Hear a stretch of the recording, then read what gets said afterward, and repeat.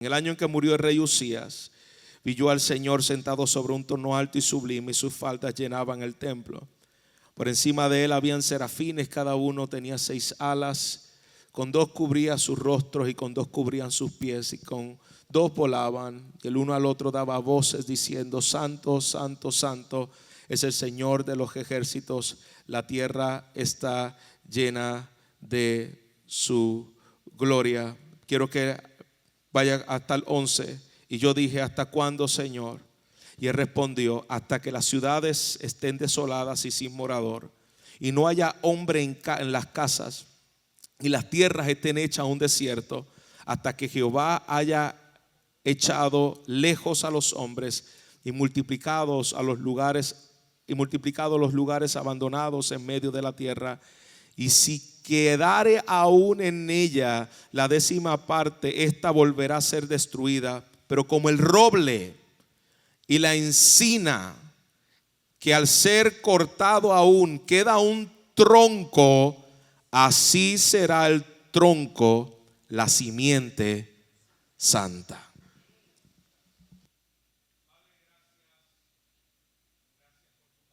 Y gracias porque hoy podemos exponernos a ella sabiendo que ella es viva, ella es eficaz, y ella hará, Señor, todo lo que tú has determinado hacer en medio de nosotros.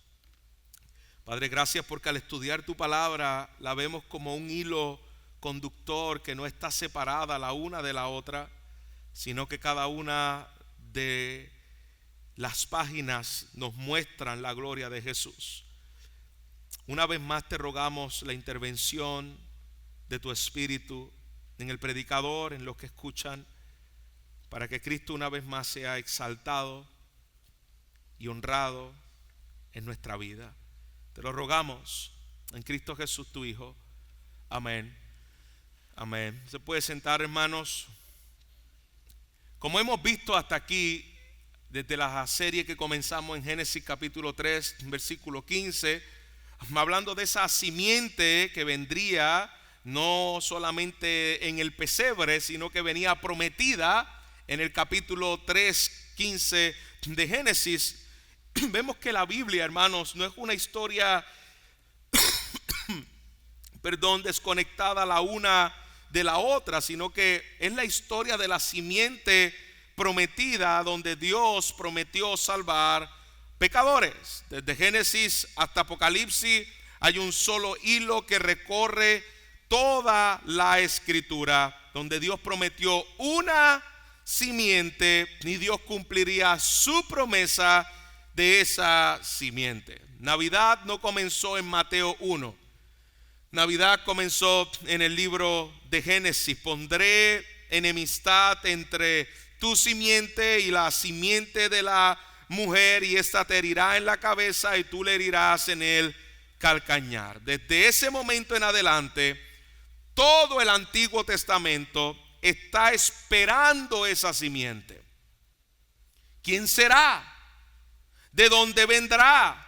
¿Cuándo vendrá? ¿Por qué línea vendrá? Y el libro de Isaías muestra con claridad lo que Dios le dijo también a Abraham en Génesis capítulo 22. Por medio de tu simiente serán benditas todas las naciones de la tierra. La simiente de Dios era la misma persona de nuestro Señor Jesucristo, como vimos la semana pasada. Y ahora el libro de Isaías nos muestra que esta simiente, en medio del juicio de Dios, Dios la sigue preservando a pesar de la oscuridad, a pesar del pecado en la cual se encontraba el pueblo. Cuando Dios da esta profecía, esa simiente aún va a venir a través de los juicios de Dios. Parece incongruente cómo esa simiente va a venir a través de los juicios de Dios. Para poner un poco de contexto de lo que acabamos de leer, la simiente estaba amenazada por el pecado y siempre fue amenazada por el pecado. Israel había recibido la promesa, Israel había recibido la ley, pero Israel quebró el pacto de la ley. Israel desobedeció los preceptos de Dios. Y mira cómo dice, vaya ahí a Isaías capítulo 1 versículo 2. Mira cómo el profeta le dice al pueblo: hijos crié y los hice crecer, mas ellos se rebelaron contra mí. El pecado siempre amenazando, el pecado siempre intentando apagar la obra de Dios. Y humanamente hablando, al mirar un texto como este, parecía que todo estaba a punto de perderse. La nación de Israel se había corrompido. Los reyes que estaban cuando acabamos de leer este texto eran reyes incrédulos.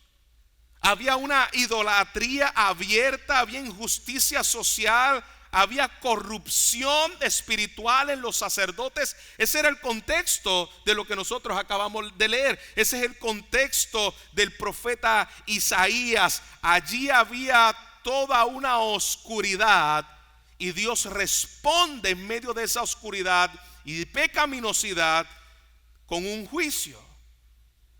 Y el juicio se encuentra en el capítulo 6 de Isaías. Vimos que en el versículo 1 Isaías ve al Señor en su gloria luego que muere el rey Usías, representante de la esperanza de Israel. Israel tenía puesta su esperanza en aquel rey y Dios le hace ver: el verdadero rey es uno mayor que Usías. Y luego que muere este profeta, Israel le muestra a Dios su santidad que había perdido el pueblo. Isaías es quebrantado.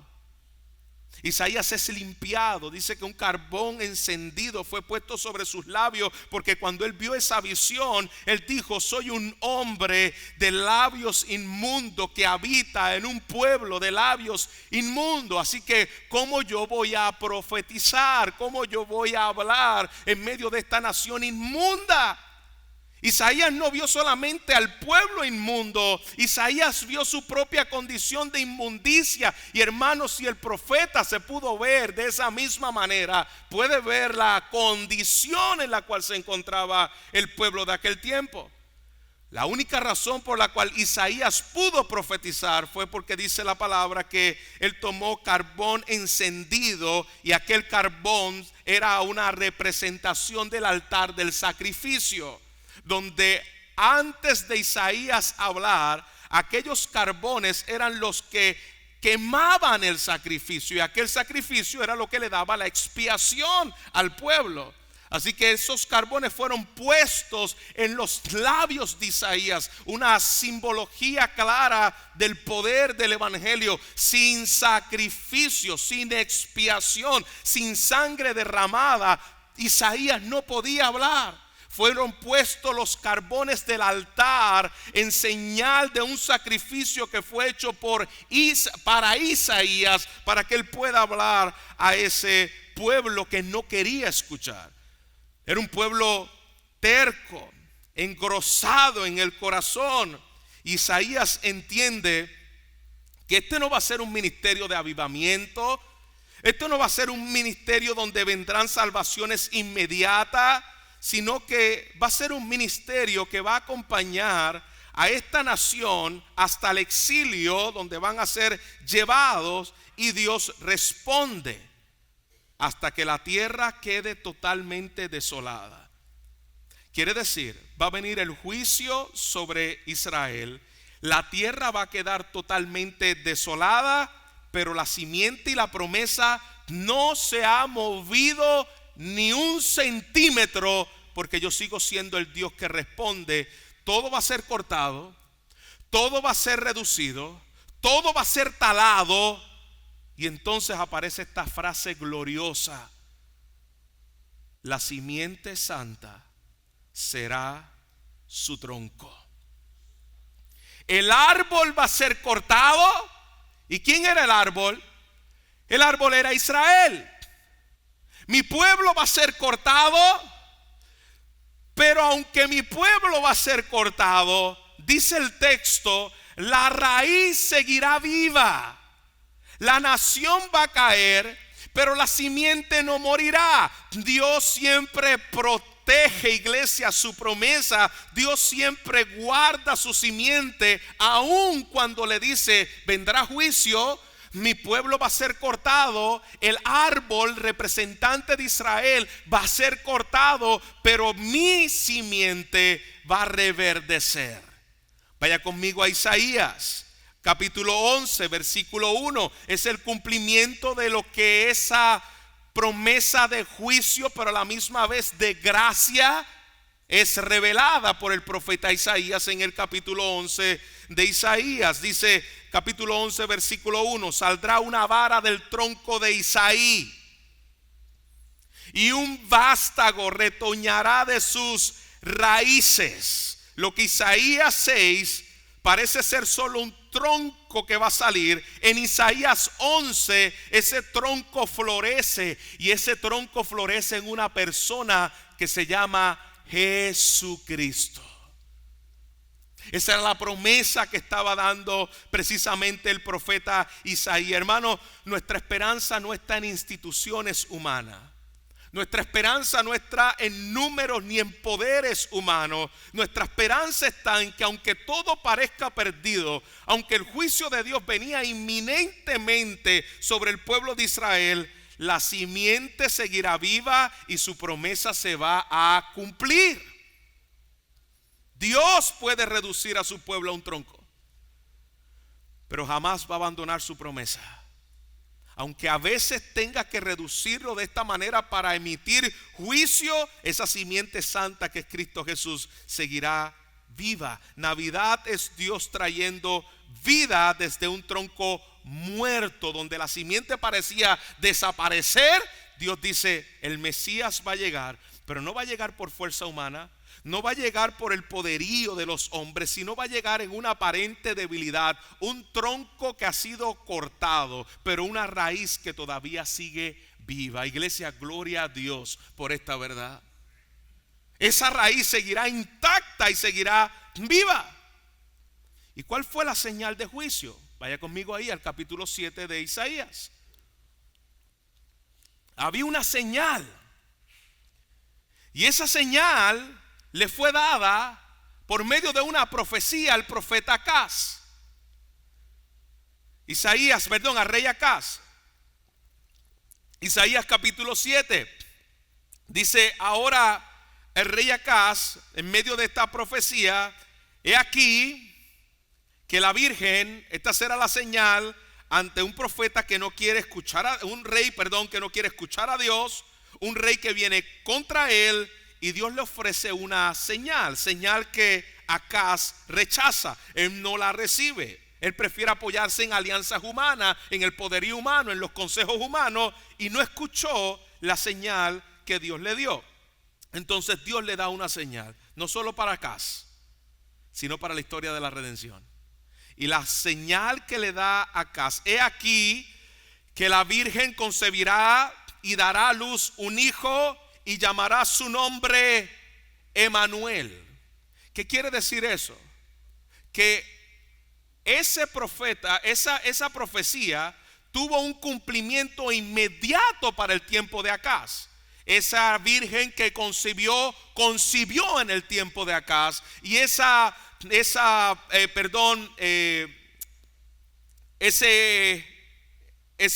virgen que iba a concebir y ese niño que iba a nacer, que se llamaría Emanuel, también tuvo su cumplimiento en el tiempo de Acaz. Sin embargo, de manera profecía tipológica, en el cual, cuando el libro de Mateo habla acerca de esto, toma este relato que ocurrió como una señal a Acaz y dice: esto es más allá de lo que ocurrió en el tiempo de Acaz, en el tiempo donde el juicio de Dios vino sobre ellos, rechazaron la señal y tuvo su cumplimiento. Ocurre algo extraordinario después. Vino la simiente y vino Emanuel, no por un esfuerzo humano, no por una capacidad política, sino por una intervención directa de Dios.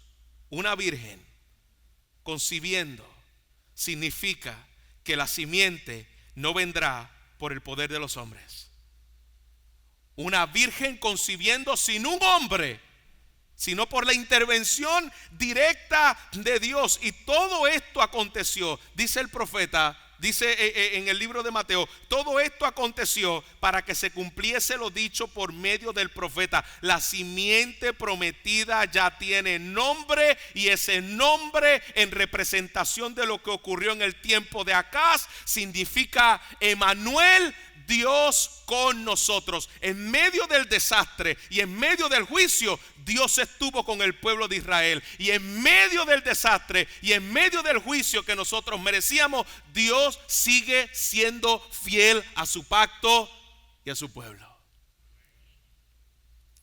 La simiente es un niño, pero también es Dios. Vaya conmigo a Isaías 9. Y ahí veremos esa simiente que fue profetizada en el capítulo 6, que hay una continuidad en el capítulo 7 y que hay un establecimiento en el capítulo 9. Mire cómo comienza el capítulo 9. El pueblo que caminaba en tinieblas vio gran luz. ¿Y cuáles eran las tinieblas del tiempo en el cual el profeta Isaías estaba hablando? Había una amenaza de los asirios, habían reyes infieles, como les dije, había liderazgo corrupto espiritualmente y políticamente. En ese escenario, hermanos, de oscuridad, hay un anuncio escatológico de un rey que vendría a cumplir lo que Isaías había establecido en el capítulo 6. Isaías describe a este pueblo en esta decadencia, que andaba en tinieblas, y le dice, vio gran luz. Y la pregunta que le debemos hacer al texto es, ¿cuál luz? ¿Cuál es la luz que vio el pueblo en medio de las tinieblas? Porque un niño es nacido, hijo nos es dado. Y el texto presenta una tensión, porque aquí dice un niño, pero a la misma vez ese niño es un gobernante eterno. Un niño es nacido, hijo nos es dado. Fragilidad humana, un niño, autoridad divina, simiente de Dios. Y aquí está la simiente y el cumplimiento de esta simiente. Isaías 9, versículo 6. Porque un niño nos es nacido, hijo nos es dado, el principado sobre su hombro, y llamará a su nombre. ¿Puede ver el contraste? Tiene autoridad, tiene dominio. No solamente es un niño, este niño es un heredero, pero no es simplemente un heredero, es un heredero de un rey, y tiene un nombre, y su nombre es. Y comienza Isaías a describirlo, cosa que a veces le pasamos por alto y no miramos con detenimiento lo que Isaías le está diciendo al pueblo. Ese niño es alguien más que cualquier hombre de esta tierra. Ese niño es un admirable consejero. Ese rey vendrá como un niño y será admirable consejero. Es una referencia en el Antiguo Testamento. El consejero del rey era quien se encargaba de la estrategia, el discernimiento, la dirección del reino. Isaías afirma que este niño no recibe consejo, este niño es el consejero. Los reyes reciben consejo, pero este niño es un rey, pero el rey no tiene a alguien que le aconseje. Este rey es el consejero. Él es el que tiene la estrategia predeterminada. Él es quien se carga de discernir y llevar a cabo la dirección de su reino. Esto no es una sabiduría neutral, humanamente hablando. Es una revelación de un consejo y de un decreto. La palabra consejo es donde viene también la palabra decreto, y es un decreto eterno, la revelación del cumplimiento de Cristo y de su reino. Dice Colosenses que Cristo es sabiduría de Dios, que Cristo es poder de Dios. La palabra dice que Jesucristo no es un camino, ni que enseña el camino, Él es el camino. Su consejo culmina en la cruz, donde la sabiduría de Dios se muestra de una forma poderosa al mundo. Entregado por hombres malvados, pero a la misma vez era el designio de Dios desde antes de la fundación del mundo, que Él venía a morir por los pecados de los hombres. Eso es lo que significa que Él es el consejero. No solamente es el consejero, dice Dios poderoso. El niño es verdaderamente Dios. Hermanos, es la afirmación inequívoca de la deidad del Mesías. Ese niño no era un rey y un Mesías como lo pinta la religión judía, que sería un hombre que sería fuerte, que vendría a dominar en Israel. No. Este Mesías y esta simiente y este rey es Dios poderoso. El niño que vendría por medio de María no solamente es descendiente de David, es la simiente de Dios encarnada. No solo venía de David, era la simiente de Dios encarnada. Y utiliza otro título que descarta cualquier mentira de filosofía humana, haciendo pensar que Jesús es un ser creado y no Dios. Padre eterno. Y este título de Padre eterno, aunque sabemos que Jesús no es el Padre y el Hijo no es el Padre, ni el Padre es el Hijo, sí, Jesús dijo claramente: el que me ha visto a mí ha visto al Padre. Nadie puede venir al Padre sin mí. Esto es un título de reino. ¿Qué quiere decir eso? Isaías presenta a un rey davídico que no solo gobierna, sino que engendra un pueblo. ¿En qué sentido este niño, Mesías y la simiente de Dios, vendría a ser padre? Porque aquí no está hablando de que el Padre y Jesús es la misma persona. No, son el mismo Dios, pero no son la misma persona. El Padre es una persona, creemos en la triunidad. El Hijo es una persona, el Espíritu Santo es una persona, pero las tres personas son un solo Dios. No son tres personas en el aspecto de que esas tres personas son las mismas personas, sino que son diferentes personas en la esencia de Dios, que es un solo Dios. Así que aquí el título de Padre al Hijo y al Mesías viene precisamente porque Él es quien engendra a un pueblo para sí. Y en términos del Nuevo Testamento, esta es la aplicación: Él nos adoptó. Gálatas capítulo 4 versículo 5, para que nosotros pudiéramos ser recibidos en adopción por Él. Cristo es Padre eterno. Y escúcheme bien, hermano, porque Cristo garantiza la vida eterna del pueblo del pacto al cual Él vino a comprar, y no ningún rey humano lo puede hacer. Él es el Padre en el aspecto de que engendró a su pueblo, compró a su pueblo, y podemos ver la descendencia del Mesías. Otro título que utiliza es Príncipe de Paz. Esa es la consumación del gobierno redentor, y esta paz no tendrá fin, como dice Isaías en el versículo 7 del capítulo 9, lo que trasciende cualquier cumplimiento meramente histórico. Justificado pues por la fe tenemos paz para con Dios. No puedo tener la paz de Dios si yo no estoy en paz con Dios. ¿Escuchó bien eso? No puedes recibir la paz de Dios si tú no estás en paz con Dios, porque la paz de Dios es Cristo Jesús.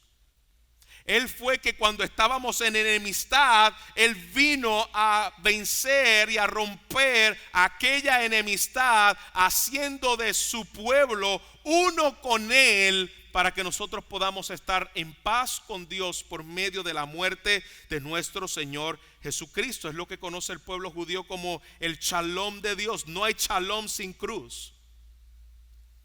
No puedes tener paz si no pasamos en entendimiento de lo que Cristo hizo, donde compró allí mi paz para con Él. Nosotros como iglesia vivimos en ese periodo donde los teólogos le llaman el ya, pero todavía no. Vivimos en la paz de Dios, bueno, sí, para con Él, esperando la paz eterna que ha sido asegurada por medio del cumplimiento y que tendrá su consumación en su reino eterno. Esperamos esa paz. Así que aquí la promesa alcanza su punto más alto. Lo que Isaías está diciendo es que ese niño, esa simiente, ese Mesías, esa descendencia tendría su cumplimiento en aquel niño que iba a nacer, y da los títulos de lo que ese niño representaba.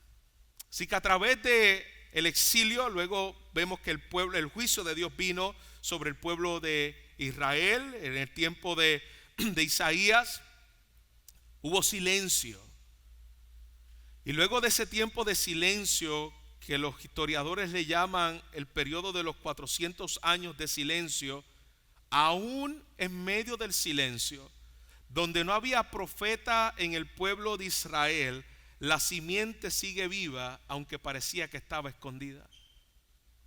Luego que Dios vino en juicio sobre su pueblo, 400 años de silencio, ahí continuaba lo que profetizó Isaías en el capítulo 9, ese niño que vendría, el calcañar va a ser herido, pero Cristo vendría a aplastarle la cabeza a Satanás. Hermanos, Cristo es fiel a su palabra, Cristo es fiel aún en la ejecución de su juicio. A manera de aplicación, si Dios preservó la simiente, hermanos, a través del juicio, Dios también nos va a preservar, y va a preservar su obra en nosotros. Dice su palabra que si Él comenzó la buena obra en nosotros, Él la va a perfeccionar hasta el día del fin. Tal vez nuestra vida, tú puedes mirar con los lentes humanos y decir: yo me veo en ruina, yo veo que la disciplina de Dios aún está sobre mí, yo veo pérdida. Pero así como Dios guardó su simiente, si Él comenzó una buena obra en ti y aún te tenga que sacudir bien sacudido por causa de su pecado y de tu práctica de pecado, Él va a preservar su propósito en tu vida. Él no va a dejar su pueblo en las manos del azar. Él lo va a cumplir. Aunque nos tenga que arrancar el tronco, aunque tú miras ese tronco donde tú no ves casi nada, lo ves bien peladito hasta abajo completo, y tú dices: ahí se rompió un árbol, ahí no existe nada más. Él lo va a hacer florecer. Lo hizo florecer en el tiempo de Isaías, lo hará florecer en el cumplimiento perfecto de la simiente en Cristo. Ese árbol tendrá retoño y ese vástago, porque tú estás unido a la vid. No es en ti, estás unido a la vid verdadera, estás unido al tronco verdadero. Nosotros somos las ramas, y a veces esas ramas las poda, pero como es la raíz la que sigue viva, vuelve y florece. Esa es la obra de la gracia de Dios. Iglesia, no hay Navidad sin cruz, no hay cruz sin simiente. Celebrar la Navidad sin entender el propósito por eso que quise sacar esta serie, para poder entender la unidad bíblica de ese cumplimiento en la persona de Cristo. Él no vino así porque sí. Cuando llegó el tiempo de su cumplimiento, Dios envió a su Hijo, uno que nació para morir por su pueblo. Número 3, cada persona debe entender qué va a hacer con la simiente. O Cristo es tu Salvador, o Cristo es tu juez, porque no hay una tercera opción. O Cristo era el Salvador en la profecía que le estaba dando Isaías a su pueblo, o Cristo iba a ser el juez donde iban a recibir el ataque de los asirios como juicio de Dios, que exterminó en aquel momento a su pueblo y lo dejó en silencio por 400 años. Dios no es un juego. La Biblia es la historia de la simiente. La Navidad que estamos celebrando hoy es el cumplimiento de la simiente. La cruz es el lugar donde la simiente fue herida. La resurrección es el día en el que la simiente venció, como un sello de que aquellos que resucitarán porque han creído en Cristo que resucitó. Y la segunda venida de Cristo, donde prometió regresar por su pueblo, será el día en que la simiente reinará por siempre, por toda la eternidad. Así que en esta temporada, los creyentes en Cristo no celebramos solo un nacimiento, celebramos el cumplimiento de promesas eternas, dadas hace miles de años y preservadas por el poder de Dios para su pueblo. Hoy Cristo, la simiente prometida, si tú no estás en Cristo hoy, nos visita y estás fuera de Cristo, esa simiente sigue siendo una esperanza para ti. Y nos llama a través de su palabra. No endurezcas tu corazón. No aplaques de una manera endurecida tu corazón. Corre al pesebre, pero no te quedes allí. El pesebre me lleva a la cruz, pero no nos deja allí. La cruz me lleva a la tumba, pero no nos deja ahí. Nos promete una glorificación eterna donde estaremos con Él para siempre. Gloria a Dios por su promesa. Y una vez más, feliz Navidad para su pueblo. Padre, gracias por que tú eres fiel a tu palabra. Gracias, Señor, porque ella es viva, ella es eficaz y ella cumple el propósito por el cual es enviada. Gracias por guardar la simiente cuando todo parece perdido. Cuando el juicio estaba sobre el pueblo de Israel, allí estaba, Señor, tú guardando aquella raíz. Porque había una promesa en el cual en ella serían benditas las naciones. Y hoy nosotros somos parte de esa bendición, Señor. Hoy aquí son parte de esas naciones que serán benditas por esa simiente. Padre, gracias por guardarlo. Gracias porque el pueblo que andaba en tiniebla vio gran luz. Nosotros éramos esos que también andábamos en gran tinieblas. Donde abunda el pecado, sobreabundó tu bendita gracia sobre nosotros. Señor, gracias, porque hoy esa simiente vive, hoy esa simiente reina. Y en esta celebración, Señor, en la cual estamos recordando, como lo hacemos todo el año, pero en particular aprovechando la época, haz nacer a Cristo en los corazones. Por medio de la fe que tú provees y tú das a los hijos de la promesa que vendrán a ti, Señor. Te rogamos que tú salves al perdido, que tú restaures al que está caído por causa de su pecado. A los que son hijos tuyos pero en su desobediencia, como vimos en el pasaje, tú tienes que cortarlo. Tú tienes que podarlo, tú tienes que disciplinarlo. Entendiendo, Señor, que tus propósitos se van a llevar a cabo con nosotros, sin nosotros y a pesar de nosotros. Sigue, Señor, restaurándolo y sigue formando la imagen del vástago perfecto, Cristo Jesús, para que tú seas visto, exaltado en nuestros ojos. Afirma al creyente, Señor, de los que están en este lugar y que perseveran en ti en medio de las aflicciones, en medio del dolor, en medio de las enfermedades, en medio, Señor, de todo lo que este valle de sombra y de muerte, este valle caído, este mundo caído, podamos seguir confiando de que tú eres nuestro buen pastor y no nos dejarás caídos, sino, Señor, que continuarás perfeccionando la imagen de Jesús, tallándola continuamente en nuestras vidas. Afírmanos en ti, Señor. Te rogamos todas estas cosas en el nombre que sobre todo nombre, en el cielo, en la tierra y debajo de ello. El nombre imperial de Jesucristo el Rey. Amén.